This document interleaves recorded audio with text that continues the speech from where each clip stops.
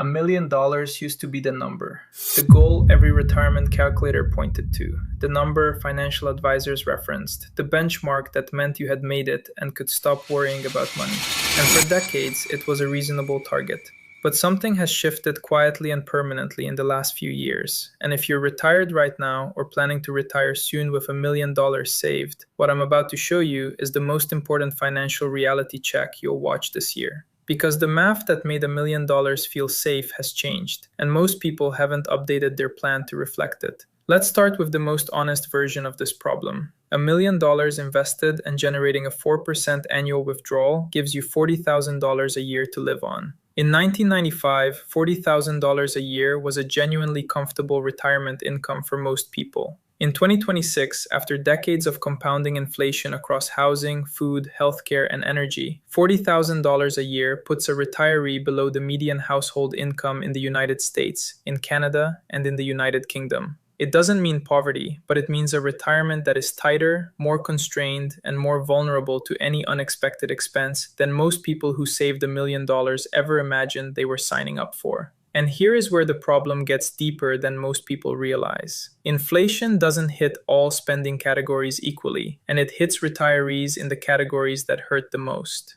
General inflation over the last few years has run at 3 to 4% annually, but healthcare inflation, the category that matters most to anyone over 65, has consistently run at 5 to 7% annually for over a decade. What that means in practical terms is that a medical expense that cost you $5,000 at age 65 will cost you roughly $9,000 at age 75 if healthcare inflation continues at its current pace. Your income from savings stays relatively flat or grows slowly, while the biggest expense in your retirement grows at nearly double the rate of everything else. That gap between what your savings produce and what your actual costs rise to is exactly where retirement plans break down quietly over years instead of all at once. There's also a longevity factor that nobody built into the original $1 million benchmark, and it's one of the most significant shifts in retirement planning of the last generation. When the 4% rule was developed in the early 1990s, the average retirement lasted about 20 years. A plan built to last 20 years with $1 million and a 4% withdrawal rate was solid math at the time. But life expectancy has changed dramatically. A 65-year-old today in the United States, Canada, or the United Kingdom has a meaningful statistical probability of living into their late 80s or early 90s.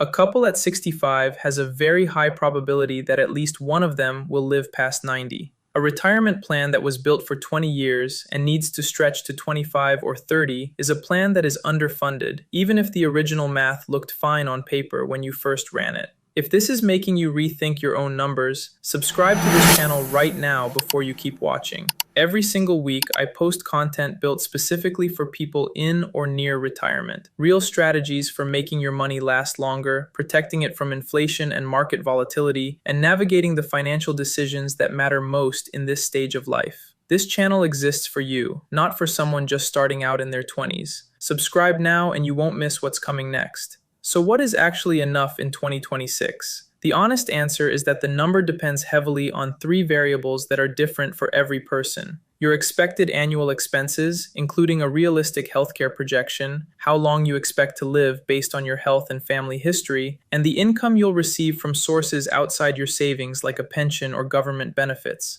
But there is a general framework that helps make this concrete. Financial planners working with retirees today are increasingly pointing to $1.5 to $2 million as the range where a retirement starts to feel genuinely secure in 2026. Not extravagant, just secure. That's not because $1 million has become worthless. It's because the combination of longer lives, higher healthcare costs, and persistent inflation has shifted the math significantly from where it stood 20 or 30 years ago. Here's how to run the updated calculation for your own situation, and this is worth pausing the video to actually do. Take your realistic monthly expenses in retirement, not what you spend now at 60 or 65, but what you expect to spend at 75 and 80 when healthcare takes a larger share of your budget. Multiply that monthly number by 12 to get your your annual need. Then add a healthcare buffer of at least $5,000 to $8,000 per year above your current medical costs, because that buffer will almost certainly be needed within 10 years, even if you're healthy right now. Once you have that honest annual number, divide it by 0.035 instead of the traditional 0.04, because at current interest rates and with longer life expectancies, a 3.5% withdrawal rate gives your money a significantly higher probability of lasting 30 or more years than a 4% rate does. The result of that calculation is your updated retirement number in 2026. For most people running this honestly, the number that comes out is higher than what they expected, and that can feel alarming. But knowing the real number is always better than not knowing it, because the gap between what you have and what you actually need is something that can be addressed with specific strategies. And none of those strategies are available to someone who doesn't know the gap exists. If you're behind this updated number, the practical response isn't panic, it's a plan. Working a few additional years, adding a part-time income in early retirement, restructuring your investment portfolio to generate more reliable income, downsizing housing to free up equity, or adjusting your expected lifestyle in specific categories, any one of these or a combination of them can close a gap that looks overwhelming when you see it as a single number, but becomes manageable when you break it into specific actions. There is also a piece of this conversation that goes beyond the raw math, and it's the one that actually determines whether most retirees end up financially comfortable or financially stressed 20 years into retirement. The people who stay financially secure through a long retirement are almost never the ones who had the perfect amount saved on day one. They're the ones who stayed actively engaged with their finances year after year, who reviewed their withdrawal rate and adjusted it when the market had a bad year, who caught healthcare cost increases early and planned around them, and who made small course corrections continuously instead of assuming the original plan would hold for 3 decades without ever being revisited. A retirement plan is not a document you file away on the day you stop working. It's a living strategy that needs attention, adjustment, and honest reassessment every single year. The $1 million retirement is not a failure. It is a starting point that needs an honest update for the world retirees are actually living in right now, not the world that number was designed for 30 years ago. If you know what the real number is for your specific situation,